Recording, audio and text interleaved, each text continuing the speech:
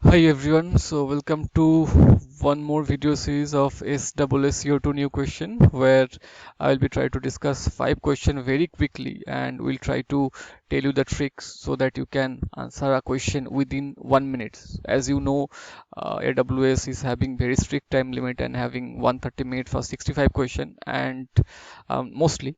And if you are a non-native English speaker, so you could probably go for a 30 extra minutes additional time. Still, if you found a question is short, so you can quickly answer the question so that you can, for lengthy question, you can spare a few more times. So today I'll be discussing 5 questions and all questions are new. This is coming in AWS Certificate Solution Architect Associate Exam is CA2 in October itself. So these are fresh question and let's start. So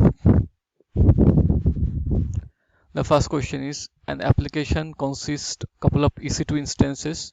One instance host a web application and other instance host a database server.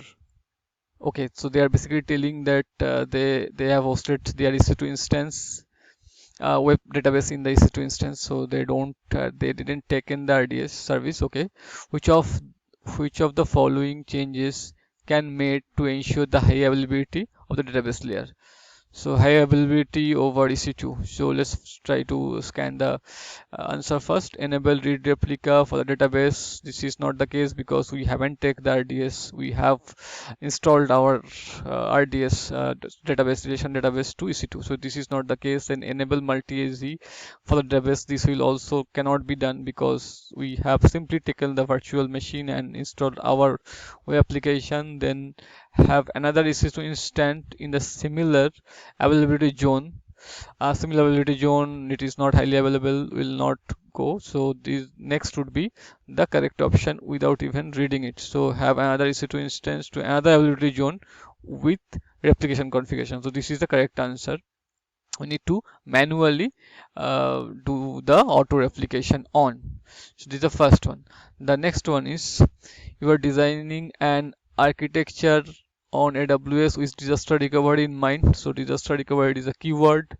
Currently the architecture consists of elastic load balancer and underlying EC2 instance. So they have EC2 instance where they have configured ELBs, fine, in the primary and secondary region, fine. How can you establish the switchover in case of failure of the primary region? So what we can do, we can enable health check over ELB or Route 53. So if we get some of the option, will be straight away tick that one. So use Route 53 health check and then do the failover. So this is the correct option. We even can left other option, but let's check.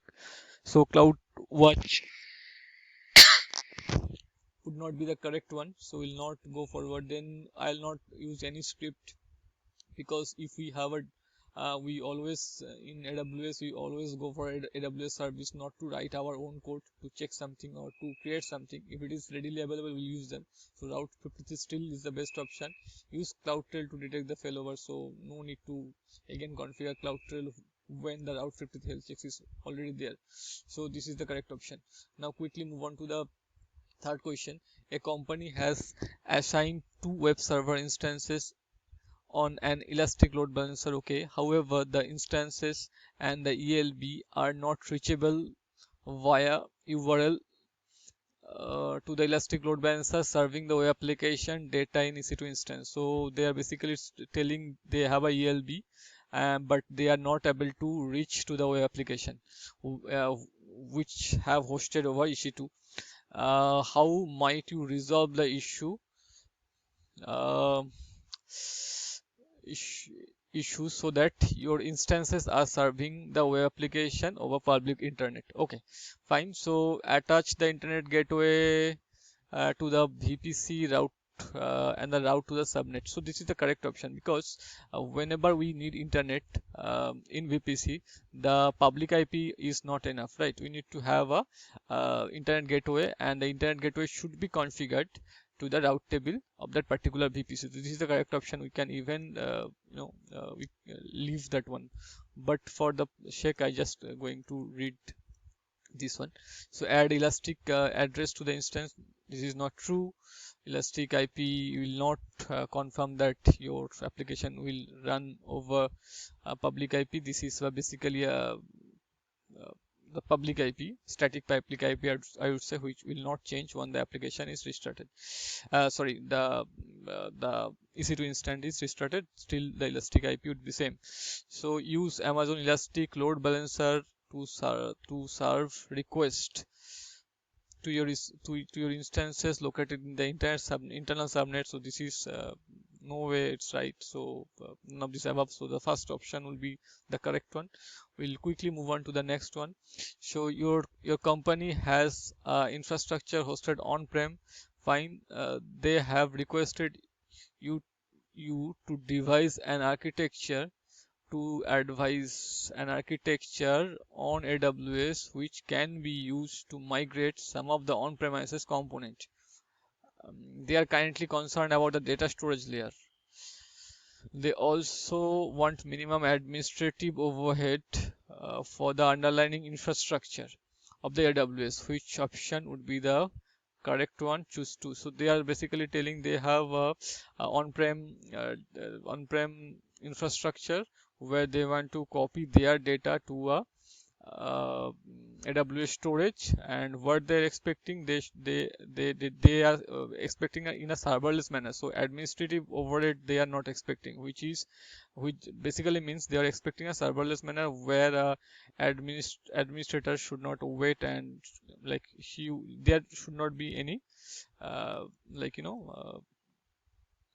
thing for that particular work for that administrator. So the first one would be the DynamoDB. So this is the correct one because DynamoDB is serverless and we can put a lot of data. So I'll go to the next one because I need to choose one.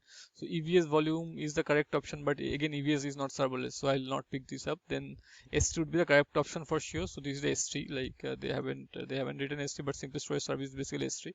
Then RDS is would not be the correct option because it's not a serverless. So I'll choose these two. Okay, fine. Okay, then move to the next question. So we are almost maybe overshooted the time. So we'll quickly try to finish this up. So currently you are helping to design architecture in high available application. After building the initial environment, you have found that the part of the application does not work correctly until port 443 is added to your security group. So basically they have hosted our application in secured port, so which is 443, which they didn't configure. Now they're telling after adding the 443 the appropriate security group how much time it will take. So this is straightforward answer. So if you are adding something new rule in the security group, it will reflect instantly. There is no need to wait. So I'll find that out. 5 minutes is not the correct option. Immediately after the reboot is also not required. Changes applied instantly in the security group, and the application should be able to respond to the 443 request. This is the correct option. I will not go for this next one. So thank you for the listening. I will posting more such new questions, so stay tuned and keep